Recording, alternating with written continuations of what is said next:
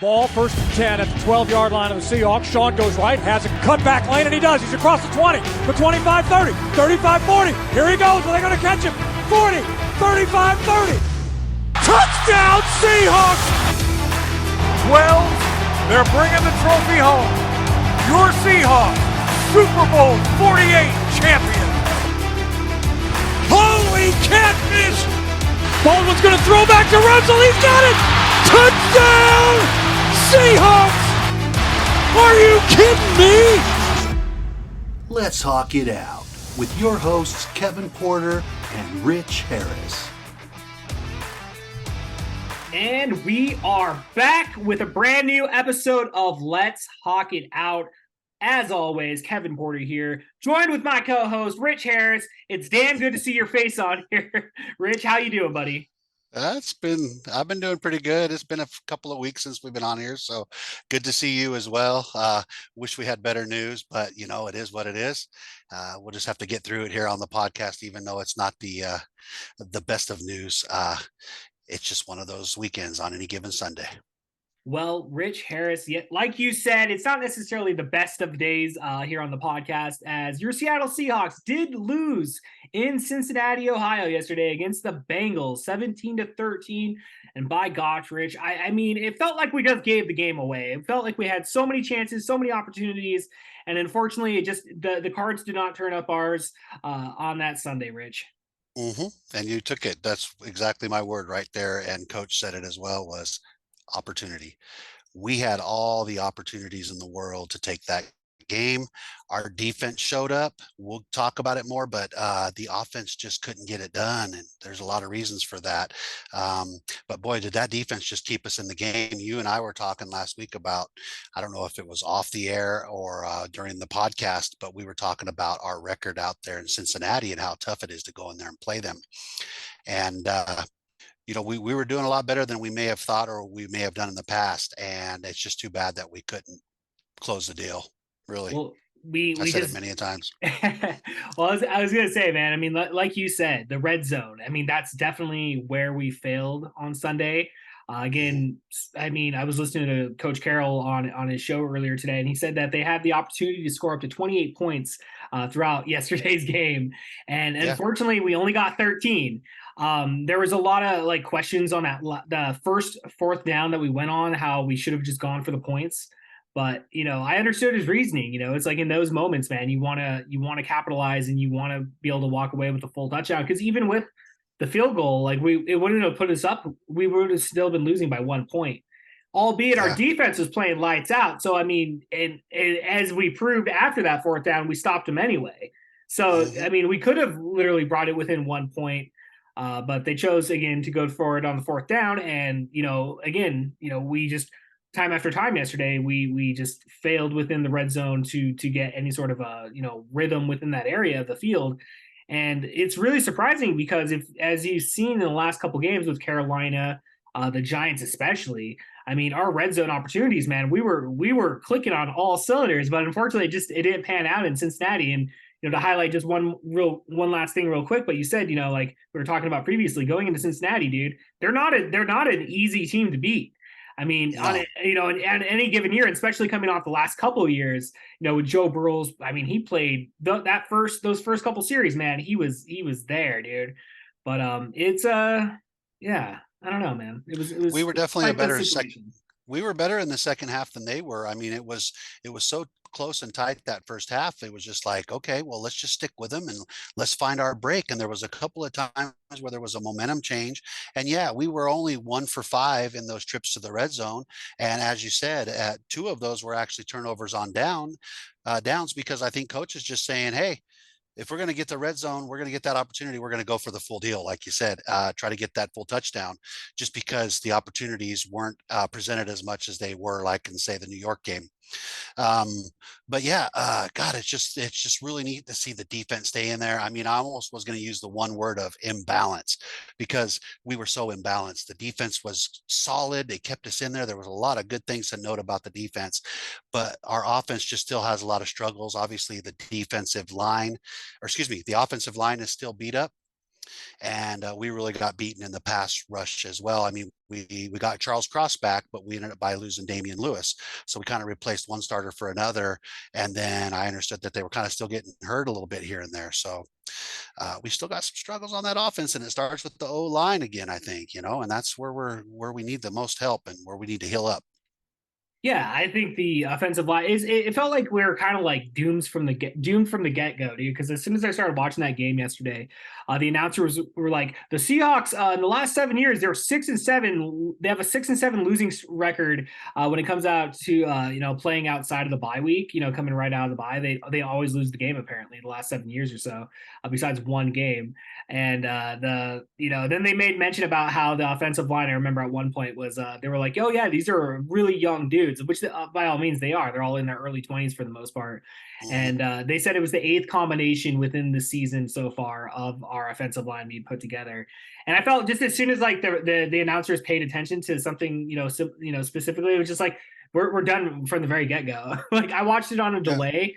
And I kind of like, even though I didn't know it was going to happen at the very end with the going out, going out on the fourth and like 8 or whatever it was, on the sack. Like I knew it wasn't going to be good because I didn't hear from anybody. Nobody had texted me, and I was watching it on like a 2-hour delay.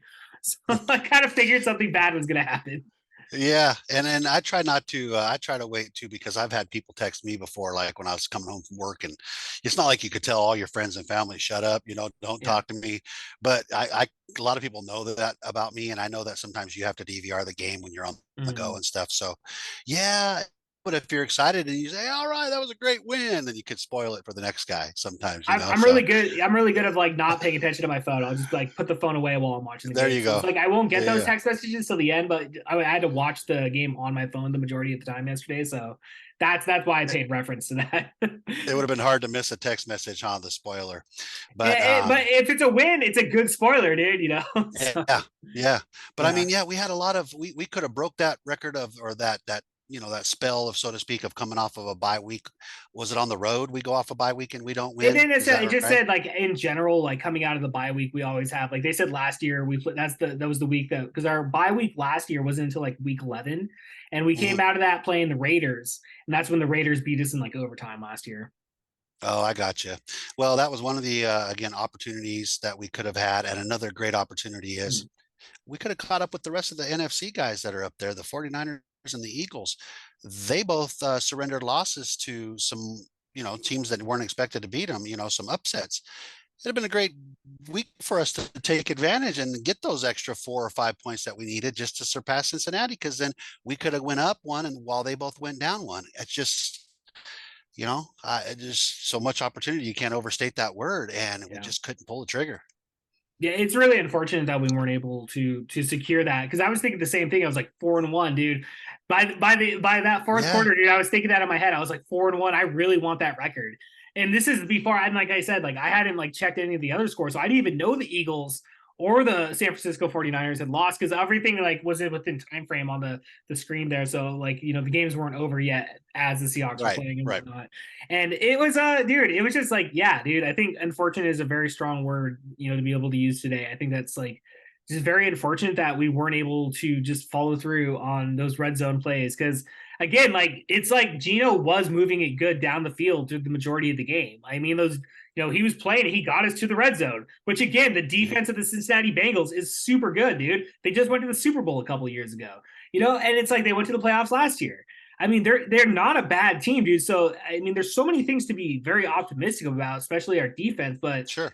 That offensive red zone, dude, like it just proved to be our Achilles heel yesterday. And I think it is something that we will bounce back from. I don't think this is like you get online after the game yesterday. It's like everybody's like, "Oh, the sky is falling." Bench Gino now, and it's like that's such garbage to even think that. It is. You're not a true fan if you act like that. We didn't go in there and get whooped. We went up there and put up a fight, and we went against the odds, like we said, in the stadium with that team. They're a great team. They've got a great quarterback and receiver combination with Burrows and Chase, and luckily we have Woolen and Witherspoon now, right? So Chase probably didn't have as big of a day as he could have. I mean, we held them to 214 total yards altogether and only 2 touchdowns. And none of those touchdowns, remember I said we had a better second half. Well, part of that is we didn't surrender any touchdowns to them in the second half. If our offense just could have got going, we were keeping them at bay, and then we could have started chalking up those potential of 28 points that coach was talking about. But, yeah, I'm not upset with my team at all. I feel the potential, and we're both a couple of optimists here, and we're both solid fans, thick and thin, right? Our team went in there and played well on the road. It was a morning game. It was a game after a bye. We had a lot of odds against us, and we went in there and played hard against them, and it could have been anybody's game, and it really could have been ours. I think they got lucky to squeak out of there with a win, Cincinnati, because we failed so many times. We shot ourselves in the foot with penalties. Those penalties. Yeah, let's talk about those penalties. DK, what the fuck's wrong with DK, man? I love that kid, but I'm getting tired of his antics. How often are we talking about DK? Almost every podcast now, and it's not usually about that he had such a great catch or whatever. It's usually because he's punching some guy in the face, or when he's not looking, he's shoving him down and getting us an extra penalty. He's got the most penalties for a receiver in the league right now. I believe it. He's averaging one a game, and I think they said he was averaging one a game at some point last year as well. That's ridiculous. I don't know what they're going to do about it. He's got such great potential. He just needs to mature. And God, I love the kid. I say kid because he's acting like one.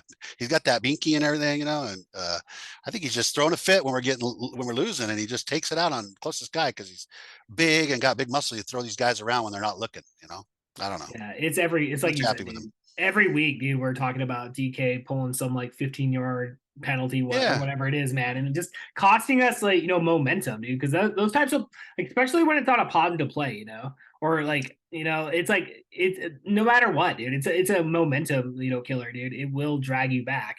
And those the couple of ones that we got from was it K9, unfortunately, with those illegal blocks. Yeah, two of those too, huh? Yeah. Mm-hmm. Where he's downfield too far or out of the box or something weird, or that clip where he went low on that guy. That clip was so stupid because it was like intent, basically, because the guy K9 didn't like mess him up. He didn't drop him. He didn't like hurt him or he anything. Just insinuated. Yeah. And then the guy went with it. He was like, the guy I'm gonna go totally low. And the guy was boomed. like, okay, I'll go low too.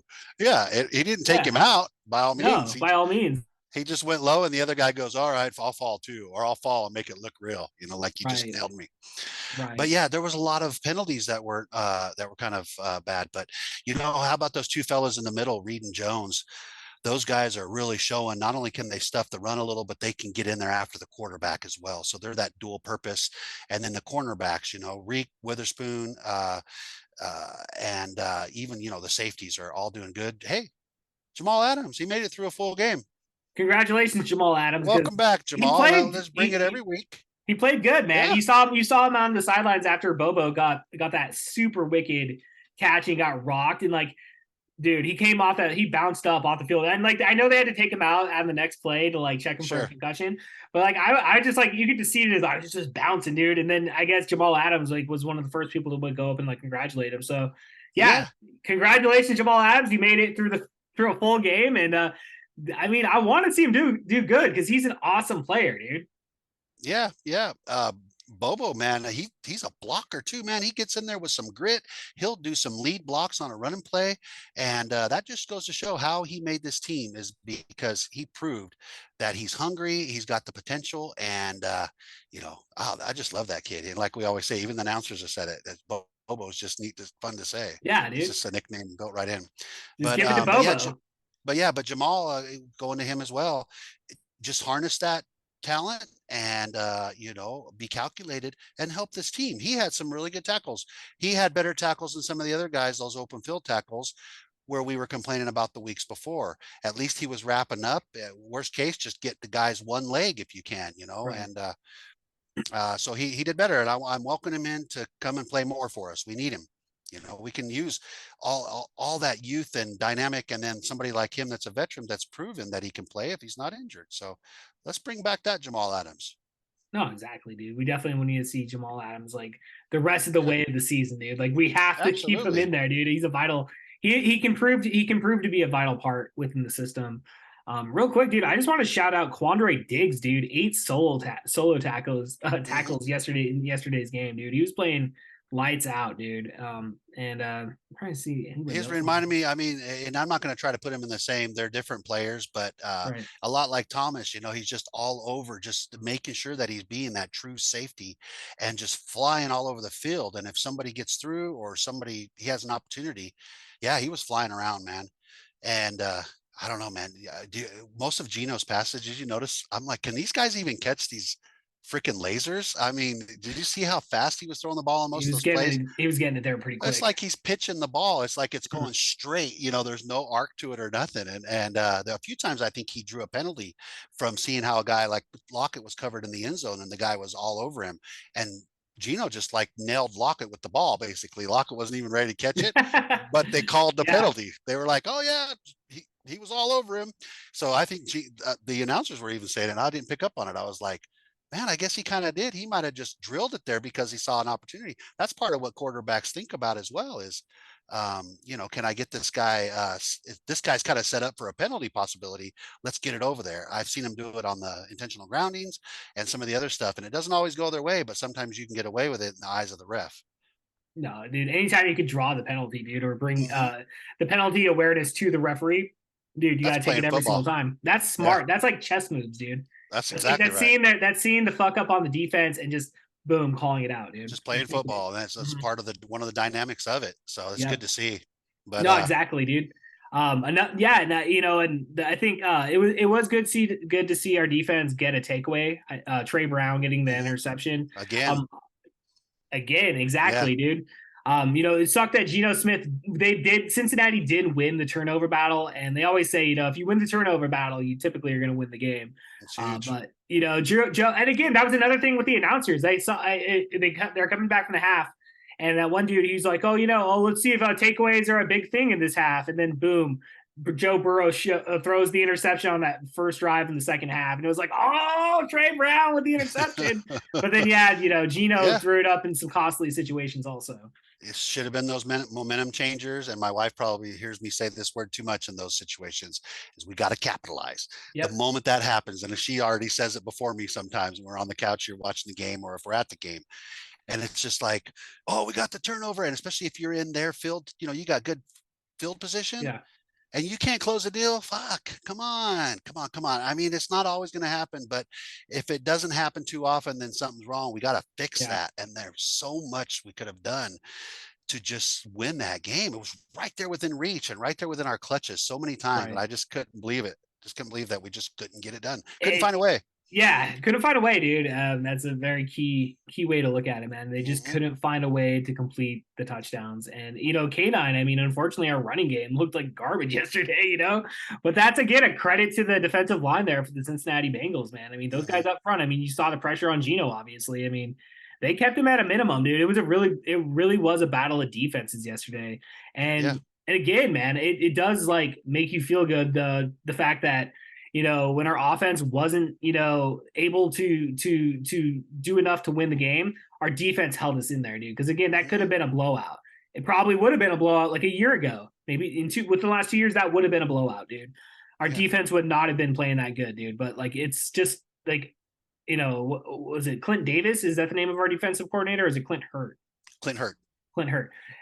Credit to that guy, man, because they show him up in the booth on the TV screen, dude, and he's just pumped. He's in it, and our offense, everything about our defense, man. I am so just that oh man, I'm stoked. Stoked. Remember, I think it's something to do with coach and the way that coach was told one of his defensive coordinators to go up in the booth at some point, or it was suggested to him. I don't think coach was a defensive coordinator though, but he somewhere along the system he picked up, and we talked about this in one of the previous podcasts, but as a reminder, coach suggested or basically said, you're going to be up in the booth this year. We're going to try that out so you can have a different view of your defense.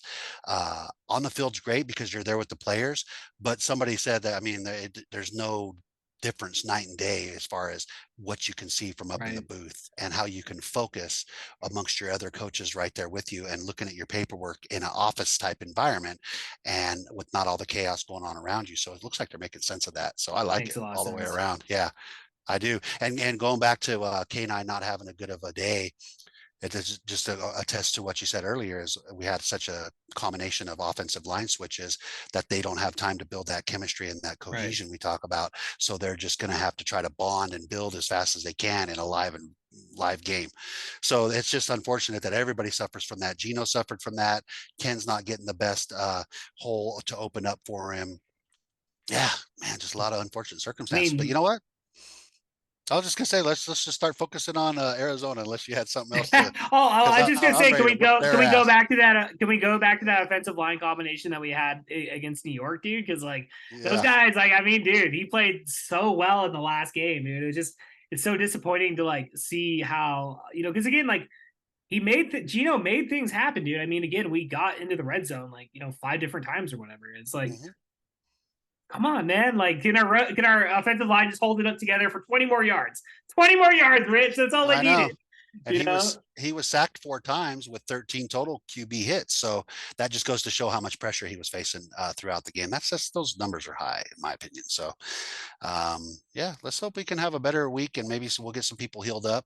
We need to get Abe Lucas back too. I mean, once you get those bookends, you got Charles Cross and Abe right? back. I don't know how far out Abe is, but we really need him. And Damian Lewis unfortunately went down too. I don't know if these are week to week. I don't tune into the injuries too much. I probably should, because I don't like looking at the depressing part of the game. I like Right. trying to stay positive. Like, Exactly. You oh want shit, that guy's down. Fuck, and then next I'm man like, oh, up. Jesus, and I get a little depressed. So I'd rather just not look at them half the time, and just, maybe hear it when it comes game time and be like, oh shit, we're short that guy.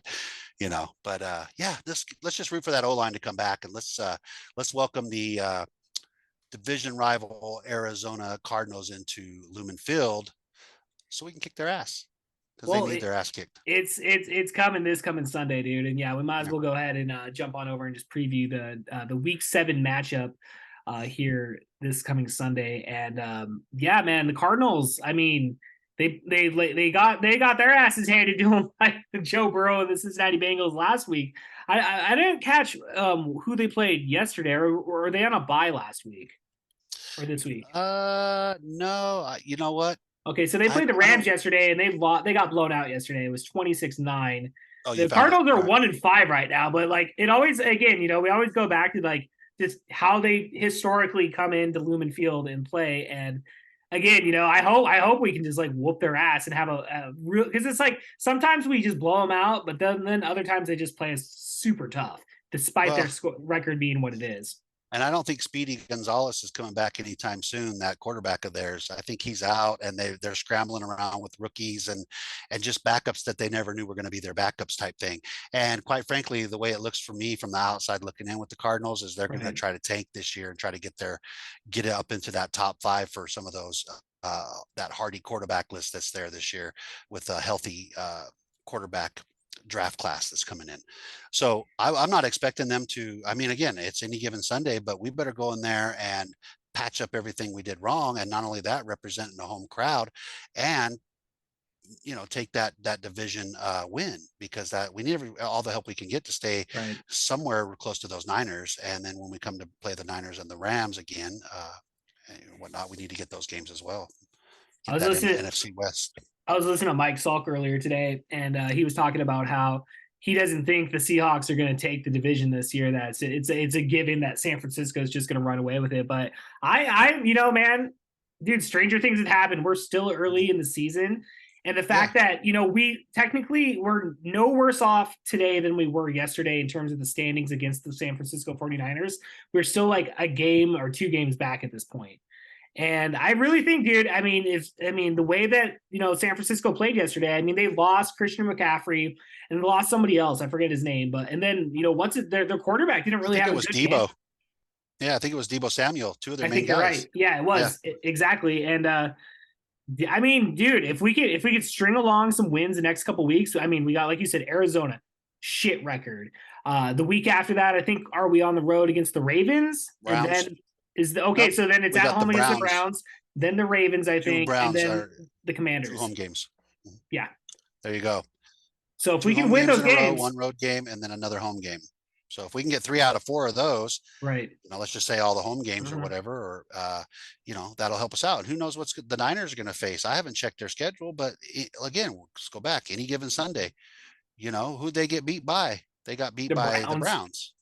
And the Eagles got beat by the Jets. So you wouldn't expect those teams to get beat. And I didn't expect us to get beat by the Rams in the first game. So there's a lot of unexpected moments that happen in the NFL. And that's why it's such an exciting ride all the time, because you don't really know, you can't really expect what's going to happen. And it's never going to be, what you think it is.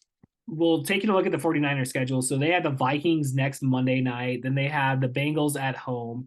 The Vikings game, they are on the road, and then they're on the road against the Jaguars. So that's two road games. Then they're at home against the Buccaneers. So it's 2-2 basically. And then I think that's, when we get close, that's when we're getting close. Actually, after that Buccaneers game on the 19th, dude, then then they're coming up to Seattle on that Thanksgiving primetime game. So right. I don't know, man. I think if we can hold it together, dude, and we can correct our offensive, red zone woes from this last week, dude, I think we have a chance of our defense really competing, dude, and our offense doing just as good of a job. We need to keep ascending and hope that they start descending a little bit. That's all it takes. 1 week we win, they lose. And then another week, it's not going to be the back-to-back weeks, but within the next, the time that's out here, we just need to gain some ground on them. And I think we can. And again, just because they started out 5-0, both 49ers and Eagles, doesn't mean they're going to go undefeated the whole season. They may have had a lesser schedule. There may have been some circumstances in there that helped them to win, but that doesn't spell out what they're going to do for the rest of the season, and they're going to win every single game. So I'm expecting them to lose, have at least one more upset with some teams that people didn't expect them to go against. Jaguars aren't too shabby. They're a good team. Vikings are a good team. Kirk Cousins, he surprises, especially at home. I'm not so sure. The Bengals are going to give them a rough ride. And actually, San Francisco doesn't have that great of a home field advantage, in my opinion. So maybe the Bengals will go in there and hand them a loss after, beating us a little bit there. You say they're playing them next week? So this next Monday, they're playing they're on the road against the Vikings, and that following week. So I think it's the Halloween weekend. Yeah. The 29th. Yeah. Gotcha. So, and hey man, I'm a big Vikings fan the next couple weeks. I'm going to be a Bengals fan. I'm going to be a Jaguars fan. I'm going to be a Buccaneers fan. Let's just go. Just like we were last year. You say, I only root for 2 teams, the Seahawks and who was ever playing the 49ers. Exactly, dude. Last year it was the Broncos. We'll just slip the 49ers in there this year. So now those are our enemy team. Obviously, they're always our enemy, but more now than ever. So nah, man. I think we got a lot to look forward to in the next month of football, dude. I think it's definitely, it's exciting, dude. And then we got the throwback jersey game against the Browns coming up. So I mean, dude. Yes, sir. I'll be at that one. Can't wait. Hell yeah, dude. Well, hey man, I think we kind of covered it all. So any final thoughts before we go and get out of here on this one? No, I'm good. You covered it. Let's just go out there in these next 4 weeks, 3 of them at home, and let's get some wins. Let's go for 4 wins, but let's just try to get 3 for sure. I don't care how we get them, but let's gain some ground on those 49ers and in the NFC West, and the Eagles as well in the NFC overall. And we'll tell Mike Salk to eat his words. That's all I got. I was gonna say we'll tell Mike Salk to suck it, but okay. I was gonna say that too. I like Mike Salk though, so I didn't want to say that. It's just what I would, how he talks shit about other people too, but then he takes it back a little bit, so he gets it. It's not like he's gonna listen to our podcast anyway. We're just little lowly true fans here, just trying to vent it out or hawk it out, so to speak. That's all I got. But then we just gotta get on Twitter, dude. We just start at Mike Salk and be like, hey, oh yeah, no, we're not gonna start no these battles. Two dudes are talking all this shit about you. He's a guru. We don't want to go there. Right. So he's on a larger of a scale than we are. So yeah. Don't poke the beast. Don't poke the beast. No. If anything, we look to his advice sometimes, and then we can naysay him sometimes, and that's kind of the same world he lives in as well. So 100%, dude.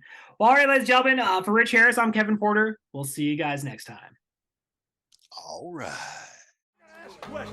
Can you win a game in the first quarter? No! Can you